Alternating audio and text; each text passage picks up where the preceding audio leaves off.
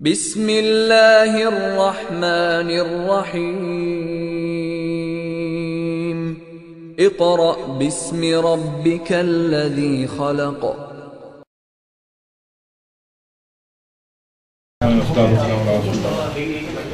So, brothers and sisters, we'll start the class. It's 8:15 now. A quick review of first few ahadith that we covered last week, and then inshallah we'll cover some new ahadith. Some of the new ahadith that we are going to cover have to do with the qibla and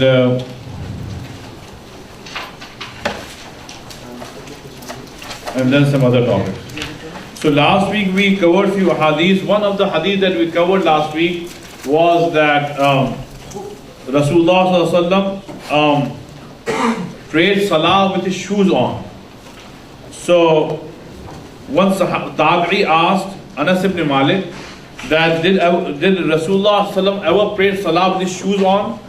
So he said yes. So in that context, I mentioned to you some of the writings of our scholars, and that is that they have said, of course, you cannot pray salah with your shoes on inside the masjid. Rasulullah sallallahu must have prayed salah outside the masjid with his shoes on, not inside the masjid. He did pray salah in the masjid. Sorry? He did pray. There's a hadith where he prayed salah. When the rain was No. He used to pray. That was normal thing because there was no carpet. So they used to pray salah while like regularly? Yeah. That's a very known fact. So I'm not sure. Okay. But you can pray salah with your shoes on if and only if your shoes are clean. Now, when you go to the masjid, you have to take your shoes off. Why?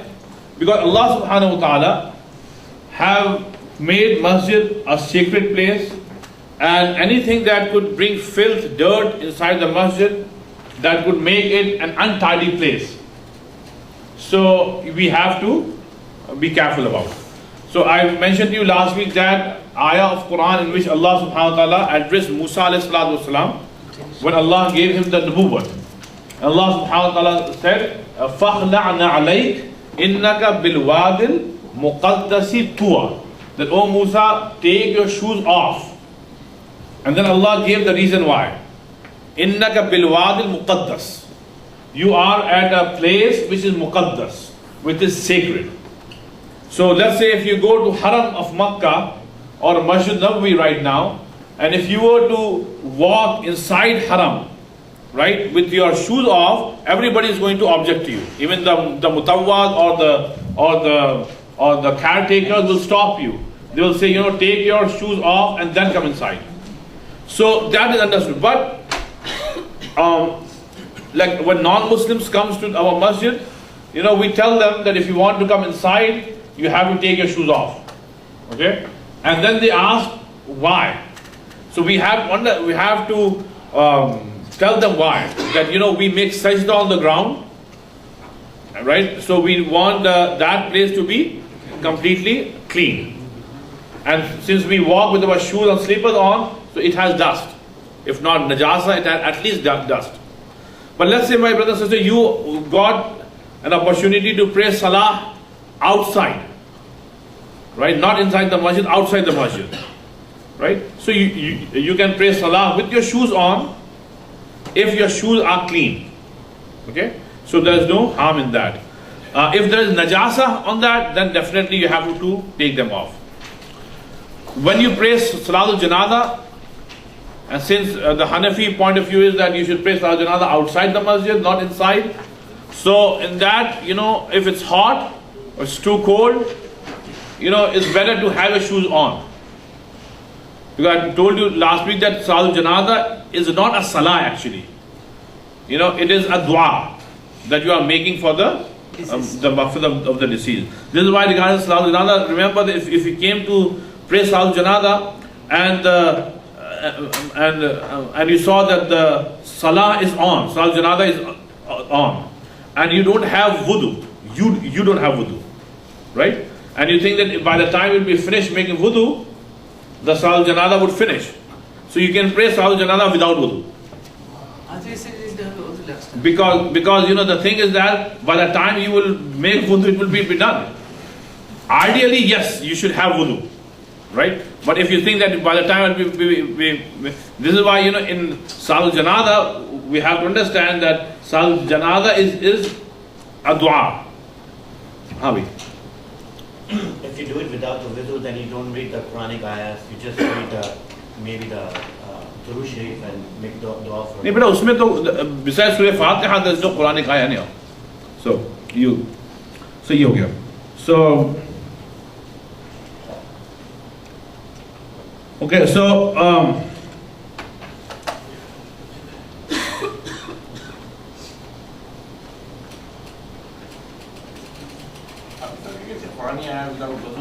yes, you can.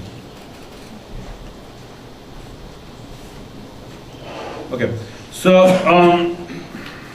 the next hadith that we covered last week was masa over your socks. So I told you that yes, Rasulullah used to do masa over his socks,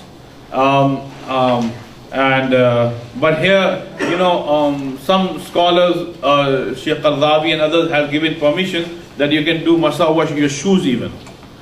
So that is a view which is not accepted by all the ulamas, that you can do masa over your shoes, because the word is khifaf or khifaf means khuf means your socks, not your shoes. So I read a hadith in the Tirmidhi that says sandals. So the Prophet ﷺ did the masa on the sandals. So is that authentic? Actually, that the hadith of Tirmidhi talks about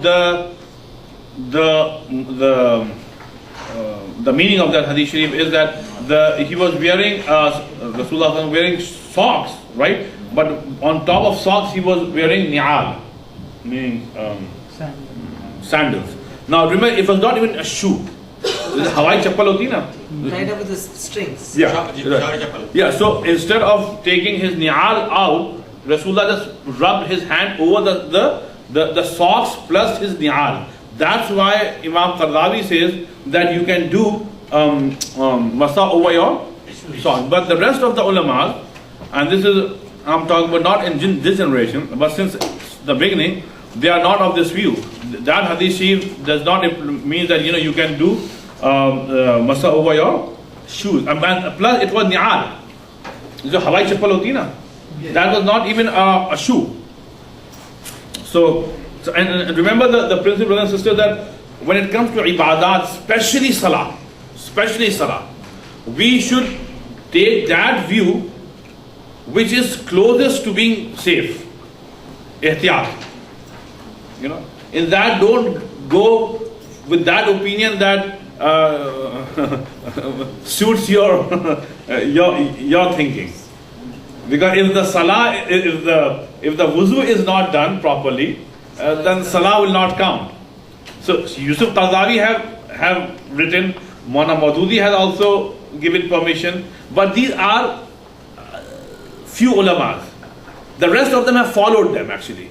If you see other books today, they just give reference to Yusuf Qardawi or Maududi. But if you look into the huge majority of our credible ulamas, they have not given permission. So I would say that just be cautious in that. The next one is that we did was now this hadith that we covered last week is a very important one, and I thought that we should again talk about it very briefly, and that is that there was Anas Huzaifa says that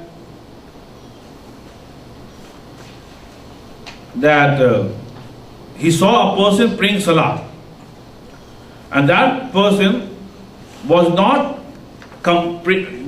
doing ruku and sajda properly. He was in a haste, in a hurry, so he was not doing it completely. So Huzaifa was watching him. Now remember, Huzaifa al-Yamani is a senior sahabi, a very well-known sahabi. Now Rasulullah sallallahu by this time had passed away. So when that person had finished the salah, Huzaifa called him, said, come here. He said, you have not prayed salah. You have not prayed salah at all. So qal wa ahsibu, he said, but I did pray salah.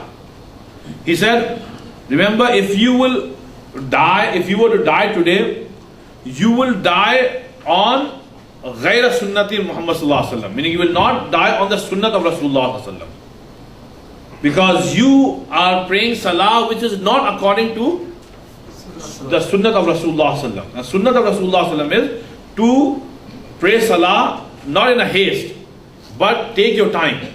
You know, the ruku and the sajda should be done completely, properly, take your time. So this hadith, Shri brother, is very important for us and our children, everybody, that, you know, praying salah in a haste is not the right way. At least say Subhan Rabbil Azim, Subhan Rabbil Azim, Subhan Rabbil Azim in your ruku, and then Subhan Rabbil A'la, Subhan Rabbil A'la, Subhan, at least 3 times. If not 5 or 7 or 9 times or 11 times. But at least 3 times, and those 3 times, you know, you should take your time. You know, but whatever askar you do in salah, you know, do it by taking time. Just don't be in a haste. And then we talked about how Rasulullah sallallahu alaihi wasallam used to make sajda, and I told you that when you make sajda, your elbow should not be touching the ground. And Rasulullah sallallahu alaihi wasallam, when he will make sajda, his hands would be spread in the air. That's for the male? Yeah, the male. And for females, you know, the other ahadith are coming, inshallah, we'll talk about. So many of the scholars are of the view that this is the way women should do sajda as well. Right? But the rest of them have their own ahadith, and inshallah we'll talk about it later. Acha. Another thing that we talked about was that Rasulullah, in another hadith he said, narrated by Anas, that Rasulullah said, never call a person kafir. Okay? As long as that person is praying salah towards our qibla, as long as he is considering halal and haram according to the Quran and hadith, then do not call a person kafir. So in that regard, you know, I mentioned to you that, you know, we should never call a person a kafir until we see something which is completely against the Islamic tenets. Meaning he says to you, or he confirms that, yeah, I don't believe in this, I don't believe in that, then you know, the scholars will go ahead and pass their judgment. In fact, you should not call a kafir. Remember, the usul is that if there are 99.9 reasons for a person's kufr, and if there is only 0.1 person's shak, the ulama have said that the fatwa will still not be given against him. You know, it will be investigated that maybe there is a room. Okay? So we should not haste in calling people. If a person says alcohol is not haram, says namaz is not first, then a person is kafir. देखिए ये वो चीज है ना. Anything that goes contrary to Quran and Hadith, Quran and in Quran Hadith also. No. So these things are. Like a person says that a person says that, you know, I don't believe in salah, 5 times salah being fard. That person is completely kafir. If a person says that, although, you know, Quran is very clear upon alcohol, but he says, I don't believe in these ayahs. You know, these are ayahs are outdated and all that. That person will not be a Muslim. Yes, sister, you're saying something? Yeah, just now, is there a specific sector for women? What? Specific sector for women? No, sajda is the same. The only issue is where to put their elbows. So, inshallah, we'll talk about it in a way. So, now, but the reason not to call kafir is because you don't know how is he going to end. Like maybe he will become Muslim. No, if a question is asked whether a person is a Muslim or non-Muslim, when he denies, he says La ilaha illallah Muhammad Rasulullah, but he denies believing in an important tenet of Islam. Then the judgment would be given that if he refuses to believe in it, that person would be kafir. But how is a common person like me can No, understand? वही मैं कह रहा हूँ. Common person should not make the judgment. You should always bring it to a reputed scholar, because to call a person kafir is a big statement. Rasulullah in one hadith sharif have said, famous hadith, that if you call Muslim kafir, then this kalima will come back upon you. Curse, it will come as a curse. Yeah, al-Adbillah, you will become kafir then. Because you cannot call a person kafir until you are sure. Either he's kafir or you are kafir. Yeah. So you cannot. You just cannot. Sometimes in our culture we call a person kafir out of anger. That is a big statement, brother. Big statement. Al-Adbillah. So that's what Rasulullah said, that you cannot. Now there are some groups that call themselves Muslims, but because of their beliefs contrary to Quran and Hadith and basic tenets of Islam, they definitely are kafir. There's no doubt, because it is written there. I mean, there's no need to explain it. Like Nation of Islam people, they believe that Rasulullah was not the last Nabi, right? They believe that only black people will enter into Jannah, white people or brown people will go to Jahannam, all of them. They believe that their person was Elijah Muhammad was the last prophet. So does Qadiani and Ahmadis. So does Agha Khanis. So does all the sections among Shias, except for Isna Asharis. All the sections among Shia except for Tafzilis. So all of them have their beliefs that are, like for example, the Isna Ashari among Shia people believe that Rasulullah was Rasul of Allah, but that 12 Imams are also Nabis. Although they call them their Imams, right? But they have attributed all the sifat of prophets to their prophets, like Imam Jafar Sadiq, Imam Zain al-Abidin. These people cannot make mistakes. They are ma'asum, and Jibreel comes to them and all that stuff. So when you see that these people have believed, it is written in their books, then there's no harm in but a general Muslim who says something, brother, don't jump into deciding that he is kafir. That's why Rasulullah was very, very strict on this. And Rasulullah gave only few examples. Qibla, Zabiha, you see, that he eats Zabiha, so he is Muslim. Few examples. If he doesn't eat Two things. One is eating or not. Another is believing in it. If somebody says that Zabiha, non-Zabiha, who cares? Everything is I'll eat whatever, right? This is different. But if a person says I don't believe in Zabiha, it's all garbage. Like I told you in Juma Salah, if you were here in the speech, that one brother came to me a few years ago.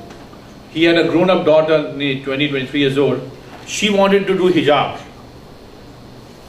She was going to UCF, so she was a very modern girl. I know her, but all of a sudden she said, "You know what, Dad, I'm going to do hijab now." So instead of father being happy and doing shukr to Allah that now my daughter is doing hijab and she's growing up, he objected to it, and he came to the masjid to argue with me. Although I have nothing to do with her decision, I don't even talk to her. I mean, nothing. I have nothing to do with it. I mean, I'm happy that she decided, but I have nothing to do with it. She was my student way back when I came to Orlando many years ago, but she was small at that time. Now she's grown up, so I have nothing to do with it. So he came to me and he was arguing with me in the masjid that the hijab concept is un-Islamic. Yeah, he said. And one of the reasons that he gave to me was that for women to cover their hair, it was important in Makkah and Medina or in Arabia because of the desert environment. Because when the wind will blow, right, it will bring dust. So if you are walking or in the open with your hair open, then your hair would get dirty because of that wind that brings dust. But they said that in Orlando there's no dust. So he said that Habib Sahib, you need to. He was telling you need to teach the people about the logic behind the ahkamat of Allah subhanahu wa ta'ala. So, and this is absurd. If that person will not make tawbah, then, and that person prays 5 times salah, by the way. He comes to the masjid not only in Juma, nearly every day. And so I was thinking that, brother, correct your belief. Because whenever in Surah Noor, Allah subhanahu wa ta'ala, when He talked about hijab, Allah did not give any of these reasons. or in Surah Ahzab, when Allah subhanahu wa ta'ala said, Allah said, okay? Ya ayyuhan Nabi, oh my Nabi, qul li azwajik, azwajik means your wife, instruct your wife, fully azwajika, wa banatik, and your 4 daughters, Fatmas and wa nisa'il mu'mineen, and all the women of believers. Right? What? Yudnina alayhinna min jalabibihinna. So here Allah subhanahu wa ta'ala did not give any reason that if you are living in Arabia, only then. But if you move from Makkah and Medina to Orlando, then not. So, if a person has this belief, then his iman is, because his belief is going contrary, completely opposite of the ahkamat of Allah subhanahu wa ta'ala, then your iman is in danger. Allah, well, I am no one to pass judgment, but my heart was trembling when he was talking about it. Well, you pray salah, brother, and you're talking like this. Yes. So if you are the head of a family, and anyone in the family is not praying salah, you kept on forcing them, like your daughter or your wife or your mother. So are you be questioned in the day of judgment for that? Or? No. Our job is, Allah subhanahu wa ta'ala instructed Rasulullah sallallahu alaihi wasallam, وَأَنذِرْ عَشِيرَتَكَ الْأَقْرَبِينَ. O Muhammad sallallahu alaihi wasallam, you teach your family members about Islam. That's it. How much they do, it's up to them. But Keep repeating it. yeah, I mean, keep on doing it with hikmah and wisdom, and make dua, and inshallah it will happen. Okay? But you and I cannot force anybody to do something. Sorry? Yes, remember that hadith sharif that when children are small, Rasulullah said when they are 7, teach them about salah. When they are 10, you can show strictness, okay, as well, that's fine. But to force somebody is not. And here strictness means, whatever you feel would make an effect on your children. Ground them. Don't give them these electronics to play on or whatever. And then they should understand. But this was the review. Now, brother, a few hadiths today which are new. Now, brother, the first hadith is talking about Qibla. And I need your attention here, brother, because Qibla is a very sensitive issue, especially in Jama Masjid. In every masjid. No, Jama Masjid, we are very sensitive. You're facing wrong way. Brother, if I had not taken a stance here, by the way, I was the only person who took a stance. Otherwise, the masjid would have been like this. So I'll tell you what. Okay, here, brother, if you look, the hadith sharif is. Yeah,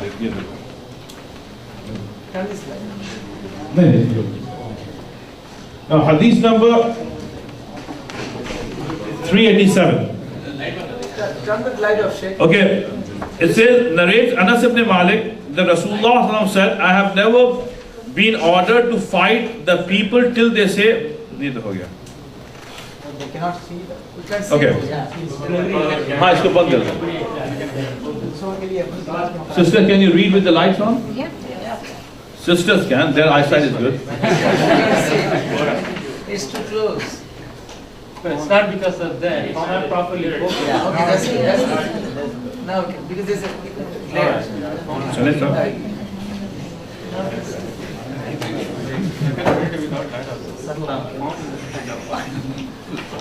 Okay. Actually, we are into hadith number 388. Now, Abu Ayyub Ansari radiallahu anhu reported Rasulullah sallallahu alaihi wasallam said, while defecting, neither face nor turn your back to the Qibla. Defecating. Qibla, but face either east. Brother, during hadith sharif, let me tell you, do not talk. Let me tell you, Imam Malik rahimahullah, when he was doing dars of hadith, he told people that when you are in the majlis, in the dars of hadith, imagine or try to feel as if you are in the presence of Rasulullah sallallahu alaihi wasallam. Because we are reading the ahadith of Rasulullah sallallahu alaihi wasallam. So Imam Malik will ask the person to leave when the hadith sharif is being read and somebody is talking. And that disturbs as well. Even the Khalifa came and Even the Khalifa came and he didn't want any interruption. So Abu Ansari said, when we arrived in Sham, we came across some restrooms facing the Qibla.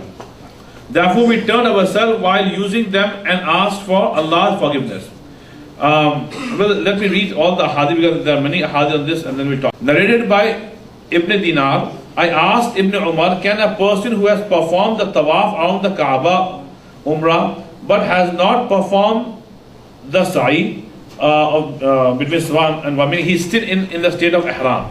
A person had made tawaf, but he had not done Safa and Marwa. Can he do anything that would break his ihram?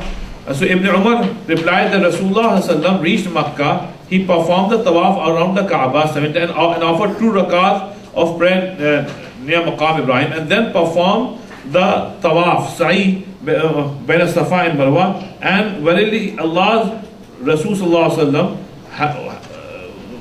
in Rasulullah sallallahu alaihi wasallam you have a good example. Then we put the same question to Jarir ibn Abdullah and he too replied, he should not go near his wife till he has finished the tawaf of Safa and Marwa.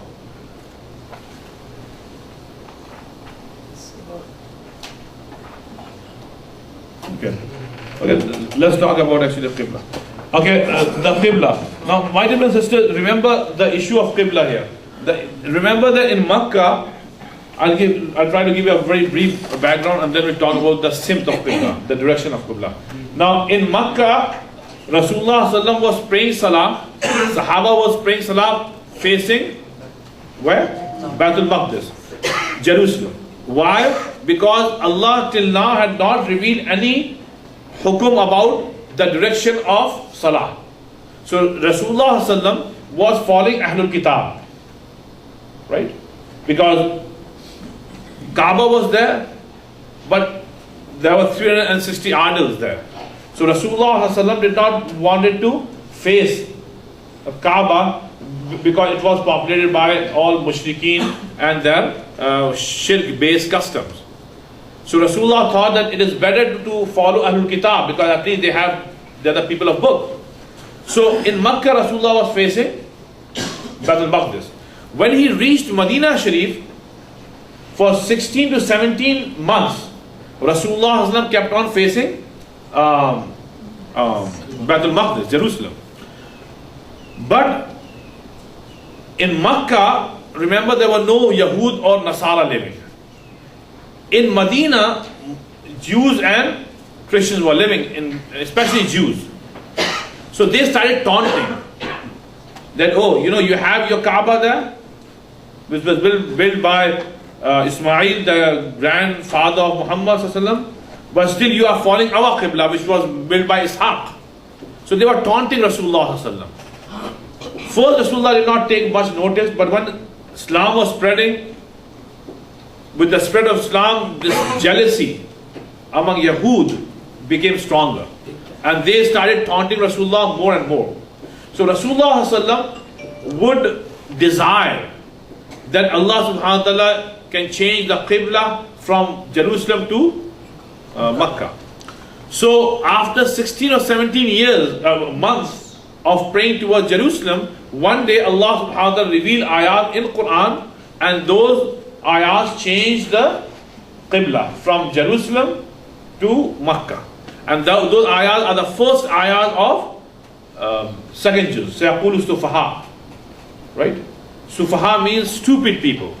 Allah called those people who are taunting Rasulullah stupid people. Yahud.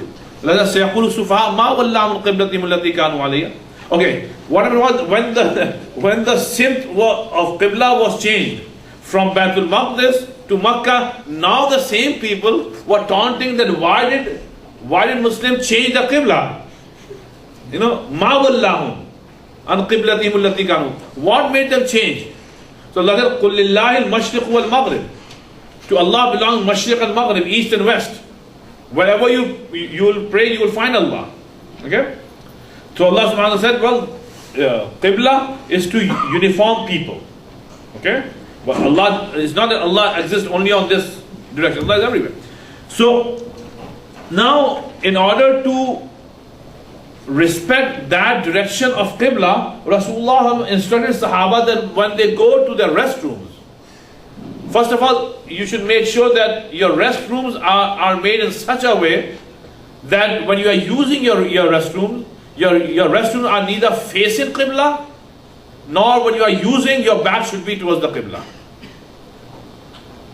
Okay? Why? Because you face Qibla in your Salah. And if you are using restroom facing Qibla, so it is against the respect of Qibla. Or your back is towards the Qibla when you are using the restroom, it is against the respect of Qibla. So Rasulullah said that, make sure when you make your restroom, your houses, that, you're not doing this. So Sahaba, they would be very careful about it. When one of the Sahabi went to Syria, and there he saw that the restrooms there are facing the Qibla, so they would, because at that time Syria was a Christian country, so they will use the restroom in a way that they would neither be facing the Qibla, nor their back would be towards the Qibla. Okay? Now remember, brothers and sisters, Qibla is a direction that unifies Muslims in Salah. Okay? Now Allah subhanahu wa ta'ala in Quran said, and here brother, I will respect your attention, because if you understand this, then you will understand the wisdom behind the jihad of Qibla. Allah said, فَوَلِّ وَجْهَكَ شَطْرَ الْمَسْجِدِ الْحَرَامِ. Now remember the word shatr, I'll write it down for you. Shatr. Shatr means direction. Urdu mein kehte hain simt Qibla. Allah is not saying face Masjid Haram. Towards Qibla. Towards. Meaning that direction, that simt. Not Qibla. When you are in Makkah, in the Masjid Haram, you will be facing Nafs Masjid Haram. But when you are outside Makkah, you will be facing that simt, that direction. Now, our fuqaha rahimahumullah, they took this word, shatr, and they have said that it means simt. Okay? So let's say here we are in Orlando, right? And we are thousands of miles away from Makkah. What is shatr? Simt, right? How many degrees? 55. Not 55. 45. 45. Okay, 45 degrees this way, 45 degrees that way. So here, if you are praying within this, you are fine. You see? Our Jama Masjid East. Our Jama Masjid direction, right, is how much? हम लोगों ने किया था? 55. नहीं अभी जो क़िबला है, that is 39 degree कर रहे हैं, 39 degree. Lower than अभी हम लोग 39 भी कर लें. This falls within 45. My argument has been for all these years that when our Fatawa book have talked about that if you are within 45, your Salah is fine. Then why do Phadda? I mean, why do some of us go into the detail, confusing people? There was a time, when some people who recently became religious, they would go into these weekend parties and confuse everybody. That, Masjid al-Qibla ghalat hai. Now, this is a big statement. Jama Masjid al-Qibla hi ghalat hai. Now, if you say this, the people who come only on Fridays, so even our Juma namaz is not, nahi bhai, galat. Hafiz aap samajhte nahi?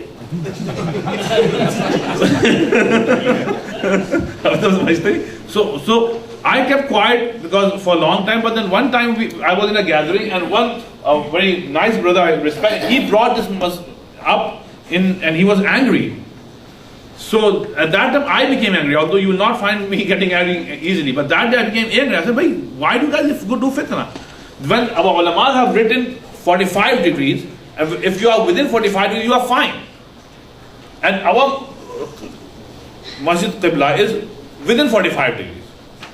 Then I had to collect all the fatawas from Mufti Shafi Sahab and ulama from the centuries ago and pile them up and present it to the concerned people that, do not create fitna.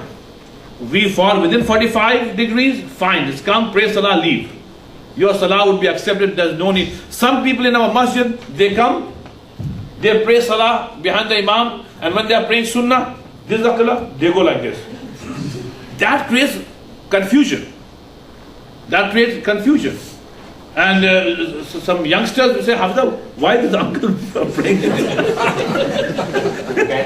So I said, forget about the uncle.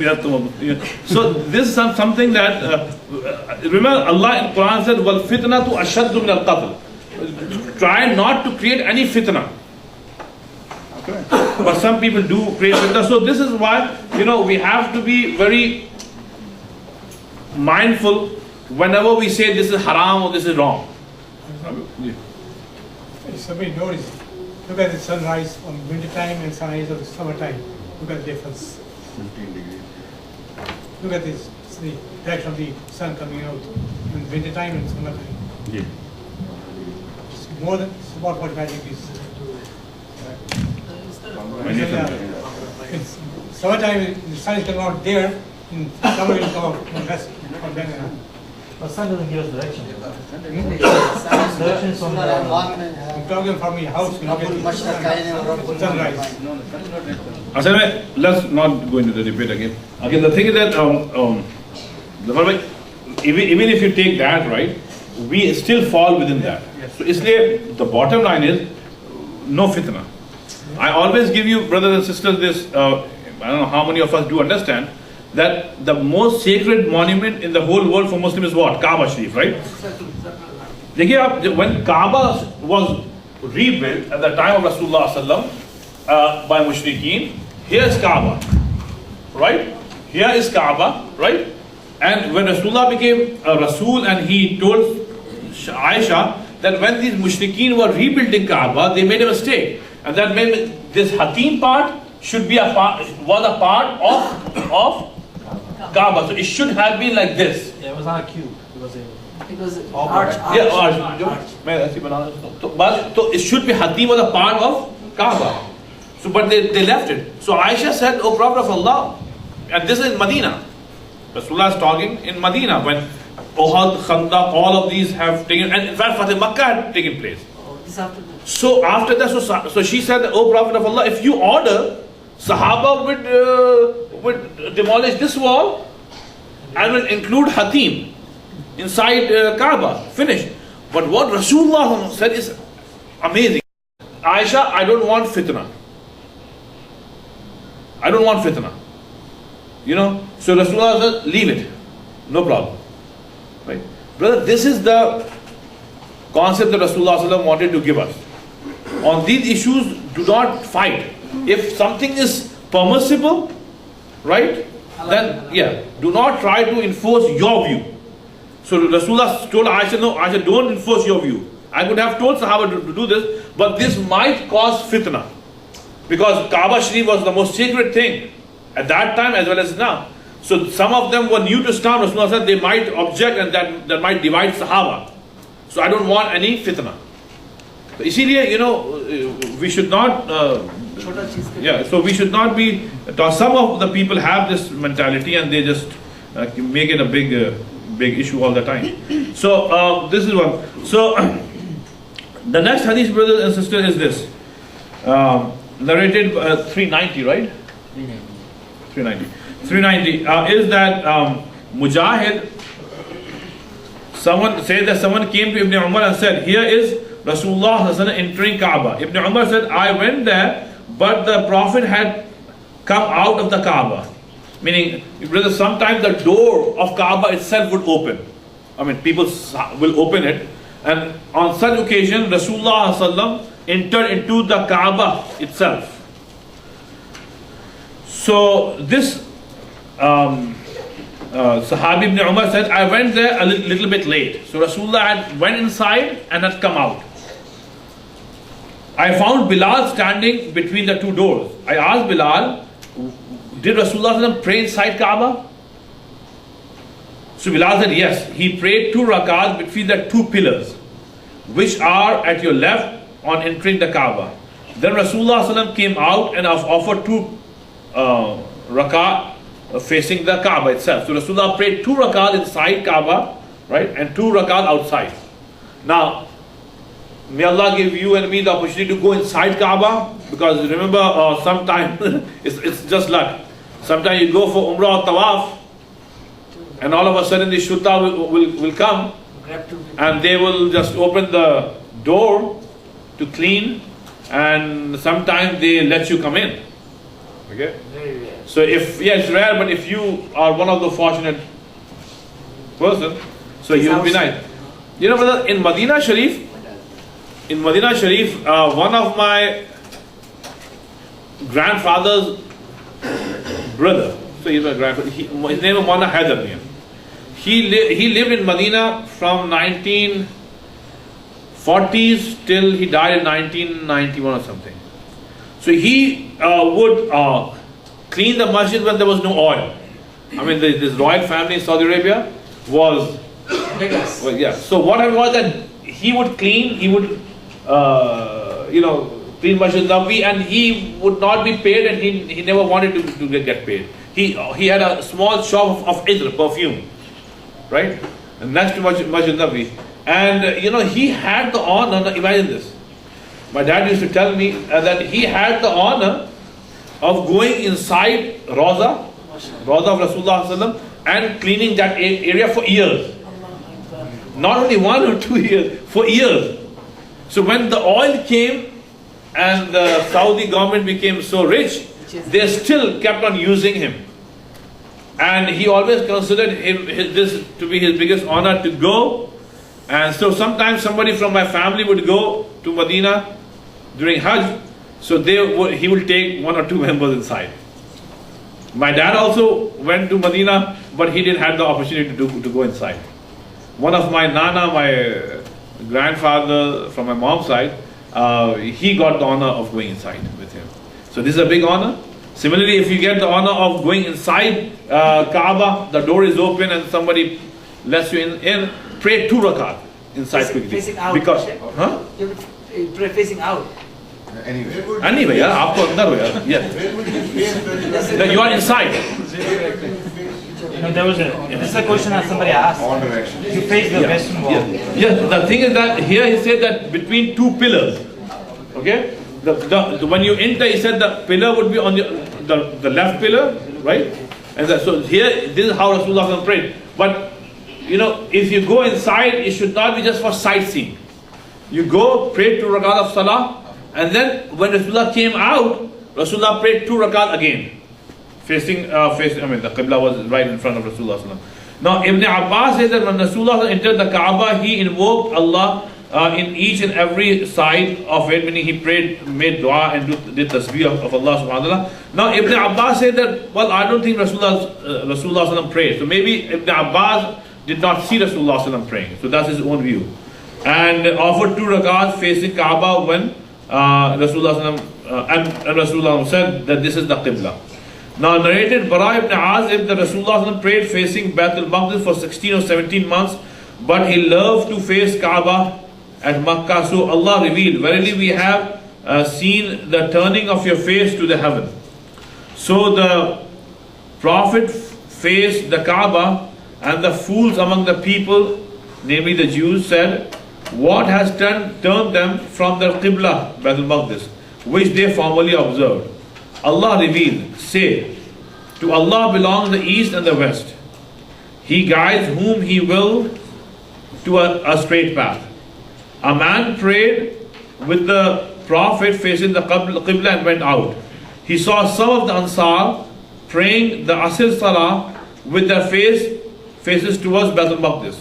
he said, I bear witness that I have prayed with Rasulullah sallallahu alaihi wasallam facing the Kaaba.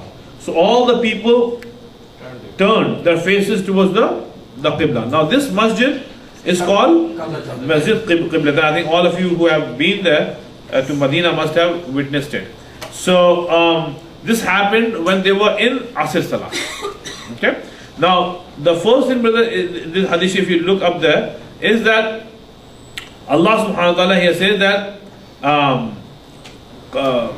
قَدْ نَرَى تَقَلُّبَ وَجْهِكَ فِي السَّمَاءِ. Verily we have seen the turning of your face to the heaven.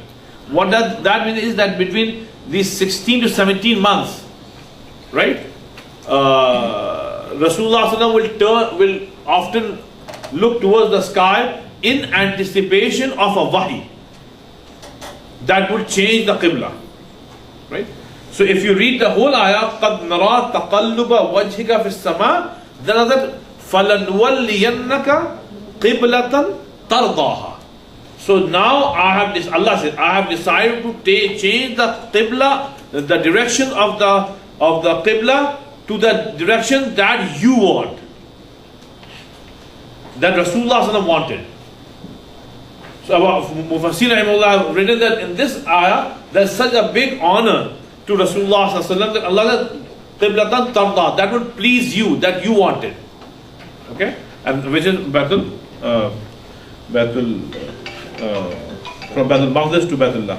Now, If you went to Jerusalem, so when you're praying, so you have to face to. Yeah, if you go, very good question. If you go to Baitul Maqdis, you will face Kaaba. Because now our Qibla is Kaaba. Okay? Yeah, that's what the brothers in Palestine do. When they go to Baitul Maqdis, they face Kaaba Sharif.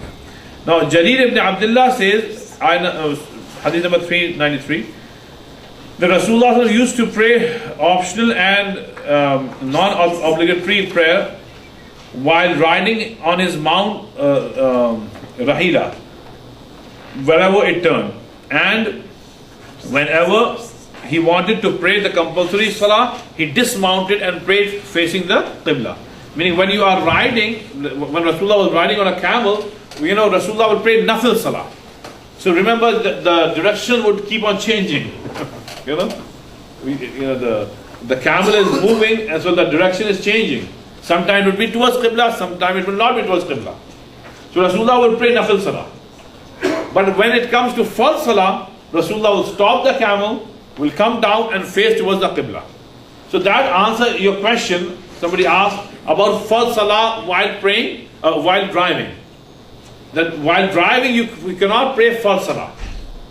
You have to stop, come out of your car and pray salah facing the Qibla. That is it. In nafil salah, here you have an example of Rasulullah sallallahu. So you can, nafil salah you can pray in your car whether you are facing or not. But in further, no, that is not acceptable at all.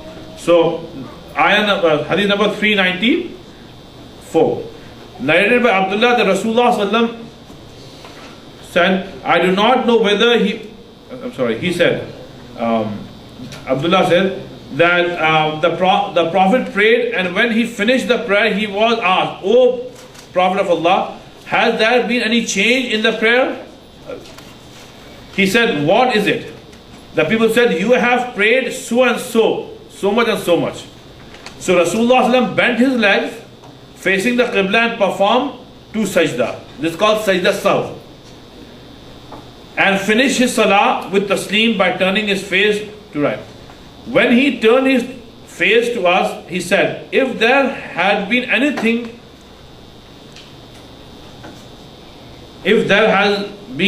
changed in the salah, surely I would have informed you. But I am a human being like you and liable to forget like you. So if I forget, remind me. And if any one of you is doubtful about his prayer, he should follow what he thinks be correct and complete his salah accordingly and finish it and do two sajda, which will be sajda saw. So brother, a few things Rasulullah sallallahu led a salah and he made a mistake. And the mistake was that Rasulullah sallam prayed 5 rakat instead of 4. So Sahaba, out of respect to Rasulullah sallam, they did not say, "Oh Rasulullah, you made a mistake." So they said, "Oh Prophet of Allah, you have prayed so much and so much." Right? Now they left it to Rasulullah sallam to decide what had happened. So Rasulullah said, "What then Rasulullah sallam turned towards the Qibla and prayed and made this is sajda sahw. And then Rasulullah made it clear that Rasulullah sallam could forget. Why? Because Rasulullah sallam was a human being. Now this hadith goes against that group of Muslims who believe that Rasulullah was not a human being. Okay? Rasulullah was a nur or divine being, yes. I think last week we covered you can do salah only if you don't speak anything, but I think here is what is. This is Mushtafi. I knew that this question will come. I knew that. Yeah, this hadith says that Rasulullah asked, what is it? Right? Look into it, because the fatwa on this issue is that if you speak, then your salah is finished. But here Rasulullah spoke, so I have to look into it. In fact, when I was preparing for this class, this came to my mind, and I forgot to check the ruling on this again. Every time I read this, I don't understand. Yeah. But remind me. I will look into it, and I'll try to bring it. Maybe it's okay because he forgot. So Nisan is possible. The question here is that, sister, that let's say if the Imam made a mistake, right? Right? After Salam, if the Imam spoke, right? He spoke. So now the Salah should be finished. Now he should pray Salah all over again. Okay? That's what the fatwa is. But here the Hadith Sharif is against that. Here Rasulullah asked, what is it? He had finished the prayer. After he finished the prayer, right? When Sahabi said something, Rasulullah said, what is it, bhai? So Rasulullah spoke. He asked a question, right? Now the fatwa is, and I not only Hanafi point of view, I think, but all the rest of the 3 Masalik as well, as long as I remember, is that if the Imam will speak, it will make the Salah fasid. But here Rasulullah spoke. I have to look into it. There's actually another one where he goes out and he's standing on the somewhere and then he's asking. Yeah, so I mean we have to look into it. Why doesn't need a fatwa? Because if Rasulullah has already all the fatwas are based on ahadith. Okay, no Imam will give fatwa against Rasulullah sallallahu alaihi wasallam ahadith. So remember I told you an usul that if there's one hadith sharif, right? So the masala or fatwa is not based on one hadith. Fatwa is based on all the ta'amul of Rasulullah on all occasions. Okay? Then a fatwa is given. So there must be a reason. I have to look into the reason. I don't remember on the top of my head. Yeah. The same thing happened in Masjid Rahim. Hafiz Noor must finish the salah, and somebody told me 3 rakat mistake mein, so he loses his lesson. Did he speak? Yes, he speak. You might be following the hadith. I do not know. So we have to know. So I will give the answer to this inshallah if I find it next week. Now, okay. The last thing before we start the bio, brother, here is that.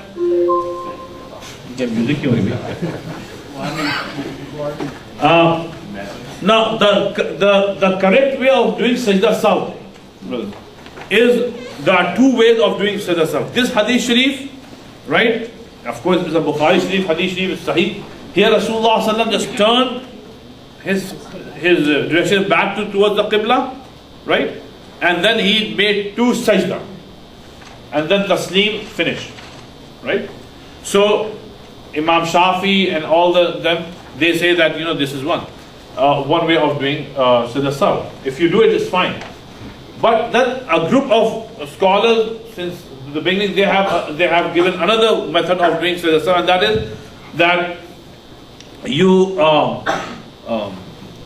read tashahhud, and after Ashhadu an la ilaha illallah wa ashhadu anna Muhammad abduhu rasuluh, then you say Assalamu alaikum wa rahmatullah, and then make two sajda, and then start the shahud again and finish it. This is a second opinion. But I have not seen this so far in any hadith. This one is a ta'amul of Rasulullah sallallahu alaihi wasallam, and this is something which is very oftenly quoted. And I do not know which hadith supports the second view. I do not know. What I was taught from my teacher is that if you add something, then this is the way you do it. If you reduce something from the salah, then you do the other way. Okay. But what is the hadith that teaches that I have not. Maybe Imam Tahawi have written it. Maybe so. If I make a mistake in the first rak'ah, do I have to wait till the last end of it to do the sajda saw? Sajda saw is made right at the end of the salah. So here, this hadith again, one of the most important things, brothers and sisters, is that Allah made Rasulullah forget. Remember that. Allah made Rasulullah forget so that this could be an example for us till the day of judgment, that when the Imam makes a mistake, right, what should be done? Okay. First thing is that the muqtadis should say Subhanallah. Sisters should hit their hand against their hand. Right? I mean, I'm not saying clapping. You can also, it's like this. This should be a reminder. Brothers should say Subhanallah. This should be a... Brother, if you give me permission, then let me tell you what happened with me back in India. I think I told you once I was leading a salah, I think it was Isha salah. And again, brother, see, every hadith of Rasulullah is based on so much wisdom, but sometimes we don't understand it. Rasulullah in one hadith said that when you are praying salah, right? When you are leading salah, make sure that knowledgeable people are behind you. Not people who do not know the Sharia but they love to stand behind. No. Knowledgeable people should be behind you. For example, when Umar was leading Fajr Salah, what happened was that he was stabbed from behind. Right? He is the Imam in Masjid Nabawi. Hundreds of people are praying Salah. He was stabbed. He fell on the ground bleeding. But look at the mind of Umar radiallahu anhu, subhanallah. He was stabbed 4-5 times behind. And eventually after 2 days he died due to those injuries. But while falling on the ground, he took a step behind and he grabbed the hand of the Sahabi who was behind him and he pushed him to the Masalla. I mean, look at the presence of mind. You know, if it will happen to us, we'll start screaming, yelling, but he pushed the Sahabi and the Sahabi knew what to do. And here he saw Umar bleeding and he was Khalifa, Amirul Mu'mineen, he's bleeding. But Sahabi knew that I have to finish the Salah. Of course, he shortened the Salah, right? And then they attended to Umar radiallahu anhu. But, you know, the presence of mind. So, this is what Rasulullah said, that behind you should stand those people who have knowledge. So if the wudu break or the Imam becomes, something happens, right, to the Imam, they know what should be done. So what happened was that I was leading Salah in India and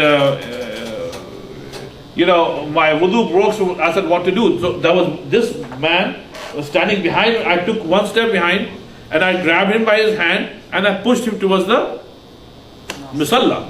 Now this person had no knowledge what to do. So literally he started saying, Tariq bhai, kya kar rahe hain? Tariq bhai.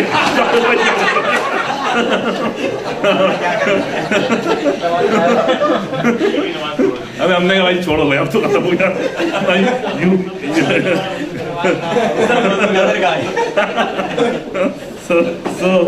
so this happens, huh?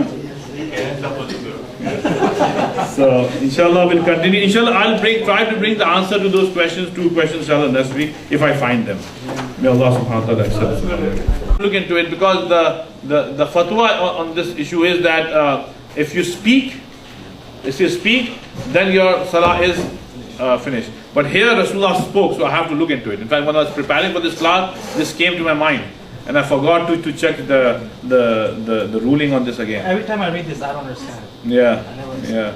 But remind me, I will look into it and I'll try to bring it. Maybe it's okay because he forgot.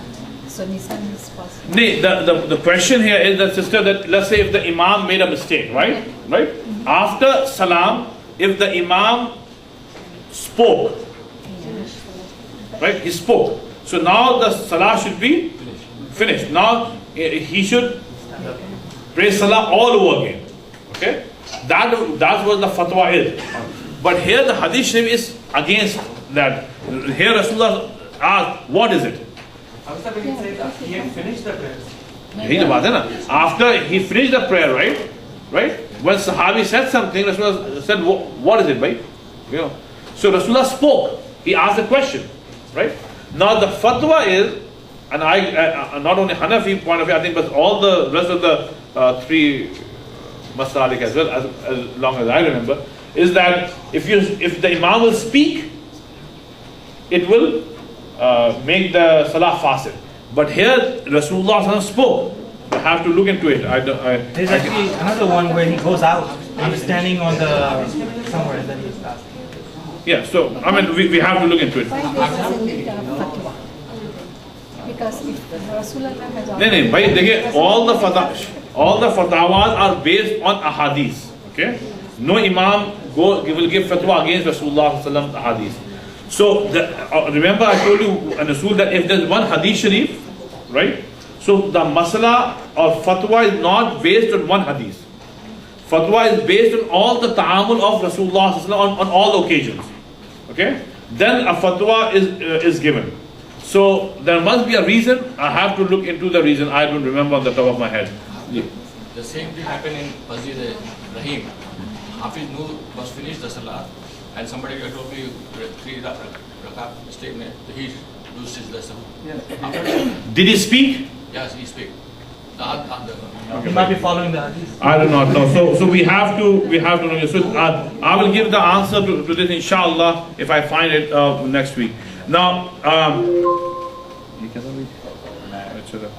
okay, the last thing before we start the bio, brother, here is that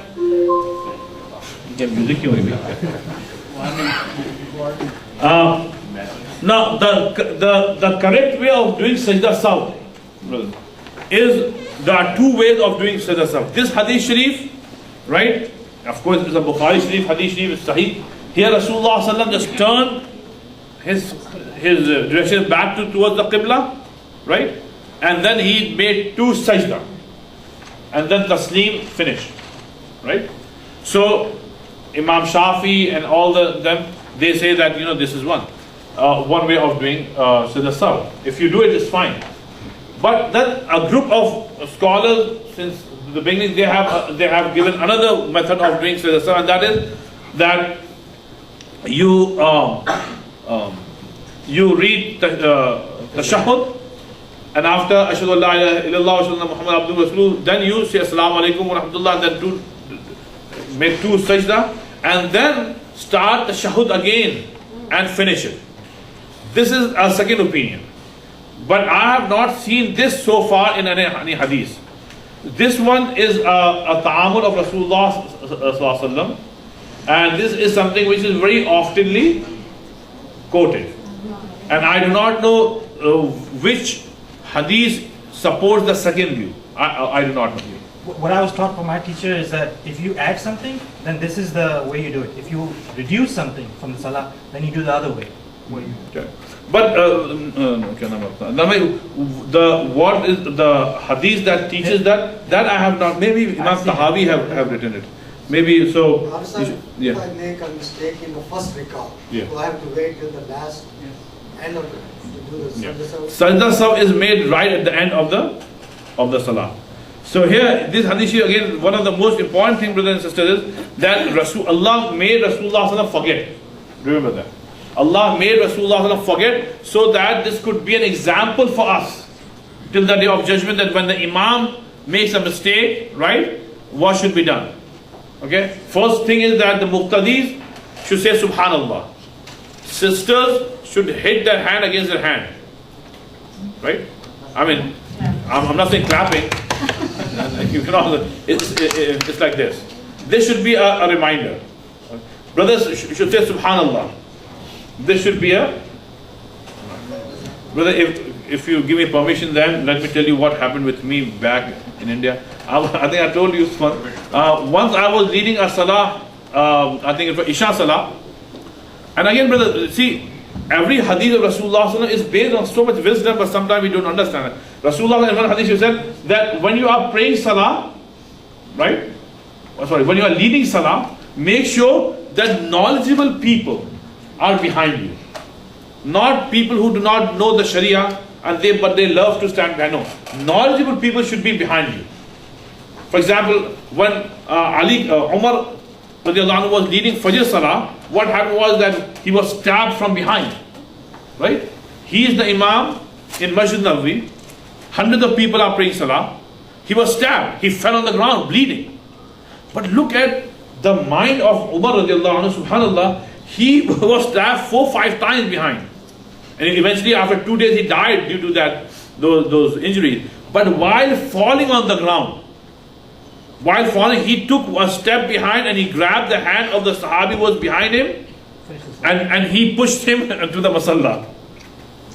I mean, look at the presence of mind. You know, if it will happen to us, we'll start screaming, yelling, but he pushed that Sahabi and the Sahabi knew what to do. And here he saw Umar bleeding and he was Khalifa, Amirul Mu'mineen, he's bleeding, but Sahabi knew that I have to finish the Salah. Of course, he shortened the Salah, right? And then they attended to Umar radiallahu anhu. But, you know, the presence of mind. So, this is what Rasulullah said, that behind you should stand those people who have knowledge. So if the wudu break or the Imam becomes, something happens, right, to the Imam, they know what should be done.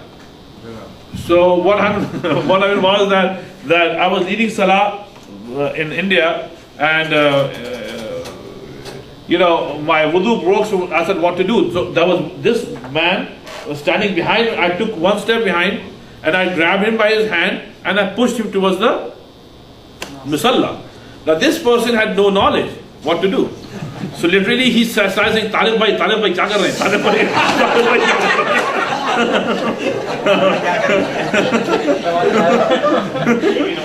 अबे हमने कहा भाई छोड़ो भाई अब तो खत्म हो गया भाई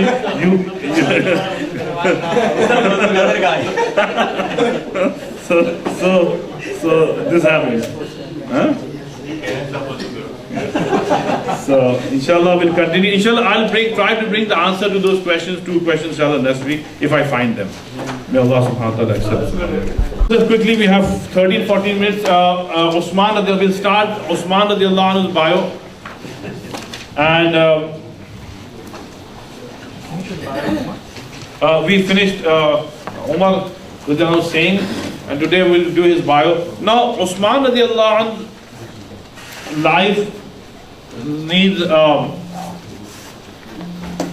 some attention in the sense that after his shahadat, the fitna started. So we'll talk a lot about his shahadat. Because Hussain radiallahu anhu's shahadat in Karbala is linked to it. So we need to.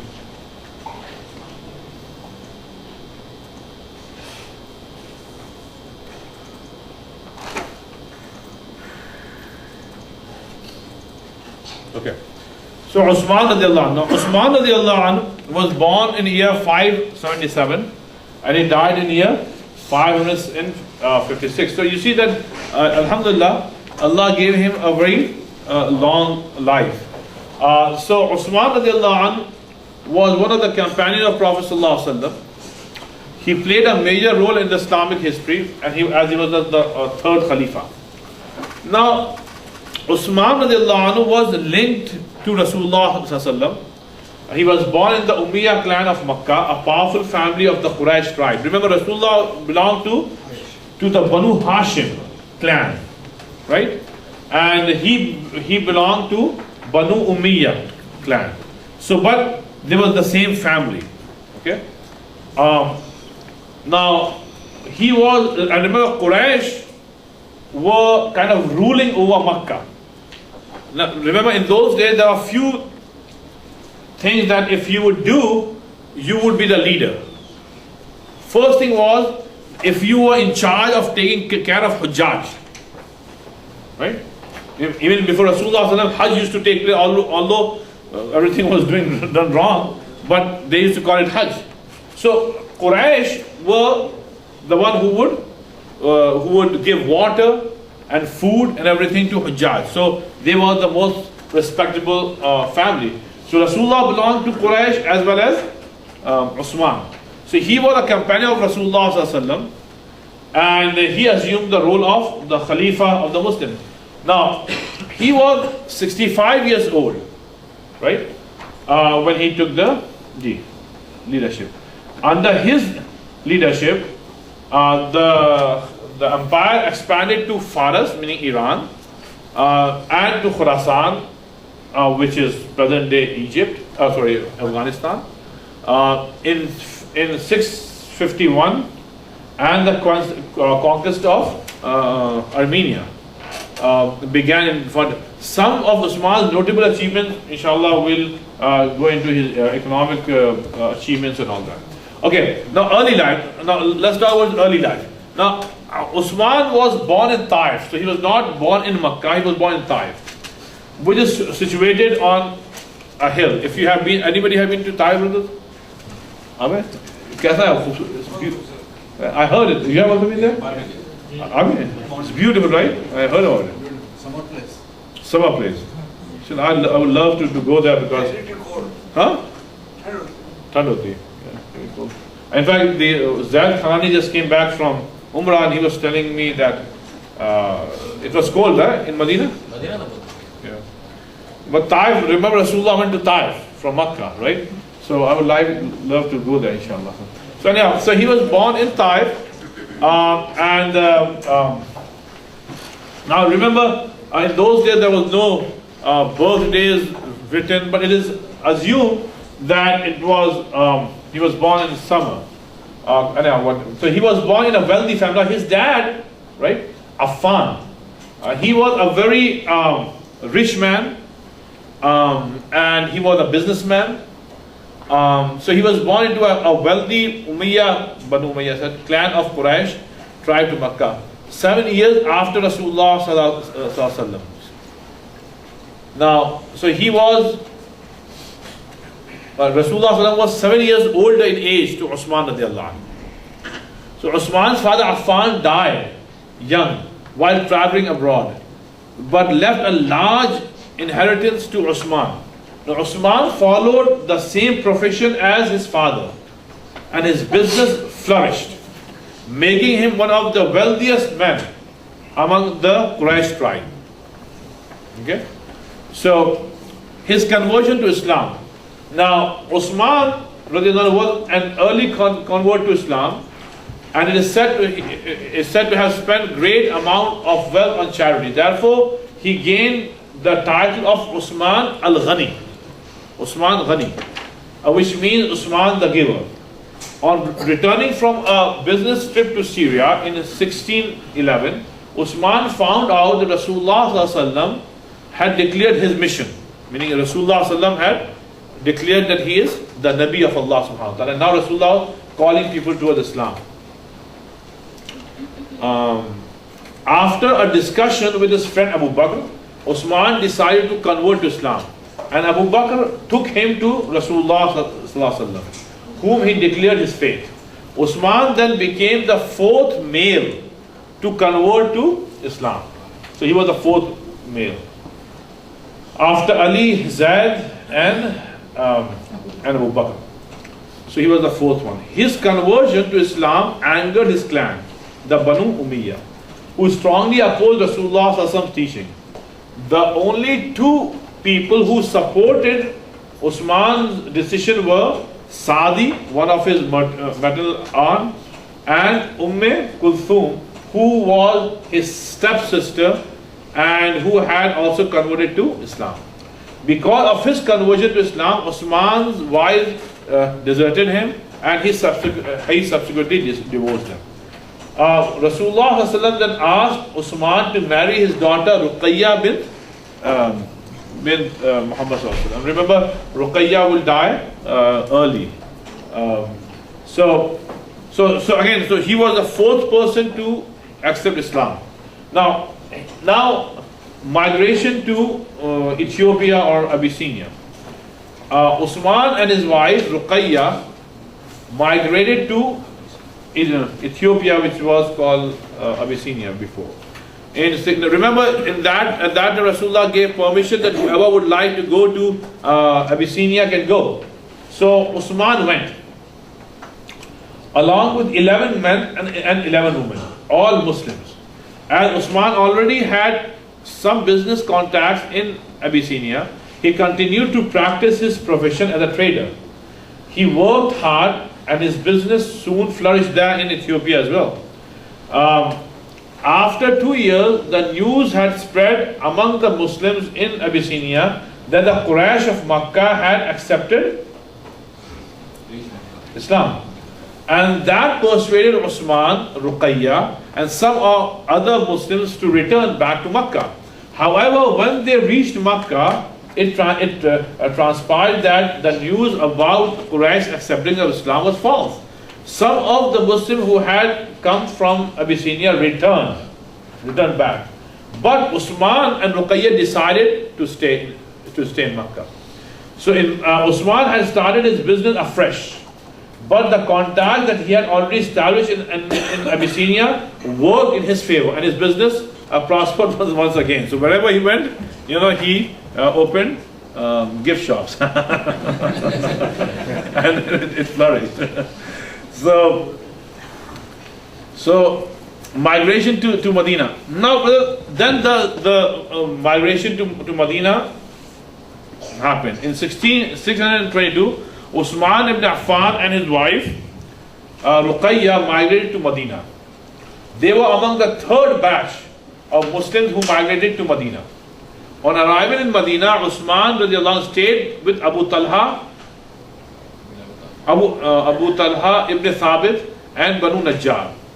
And that is when they came to Medina, Rasulullah remember made muakhat that one Ansari will take care of one Muhajir. So he got this person, Abu Talha, and he stayed there. After a short while, Usman purchased a house of his own and moved there.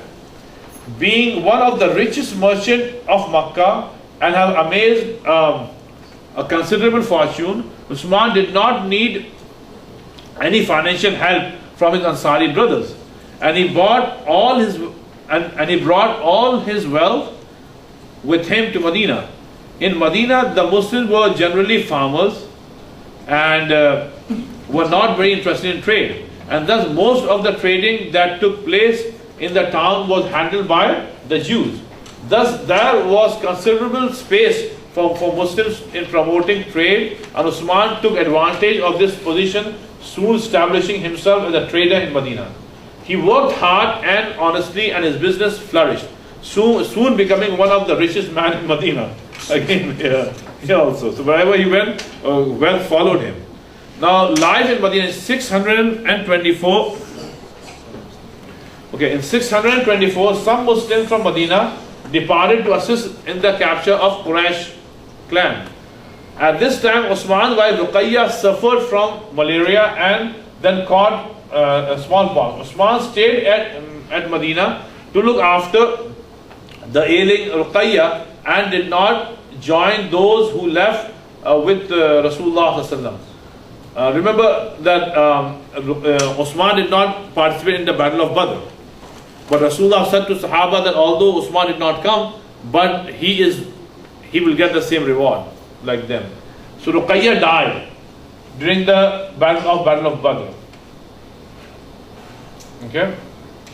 And the news of the victory of Badr reached Medina as she was being buried.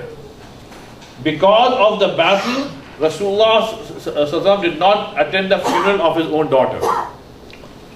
After the battle of Badr, Usman married Prophet's second daughter, Kulthum. After the battle of Uhud. After the battle. Now what happened was, brothers, remember that Usman would be very after the death of his wife, he became a very sad man. He will often be quiet. So one day Rasulullah ﷺ saw him so much grieved, and Rasulullah ﷺ said that, Usman, what if I give you my other daughter in marriage? So he accepted, because it was a big honor to have two daughters of Rasulullah ﷺ. So he got this title of Zun Nurain. Nurain means two Noors. So he had two Noors, meaning two daughters of Rasulullah ﷺ. So the next year, Fahida bin Khazwan's son Abdullah ibn Osman died. When the battle of the trench was fought in 627, Osman was in charge of a sector of Medina.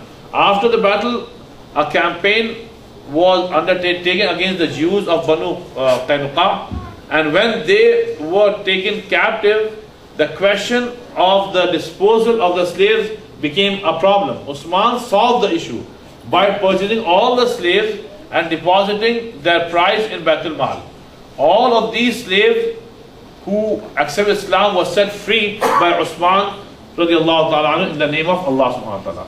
So inshallah we'll continue this inshallah next week. May Allah subhanahu wa ta'ala accept. Subhanallah wa bihamdihi, subhanallah wa bihamdihi, la ilaha illa Allah, nastaghfiruka. رب زدني علما ألف لام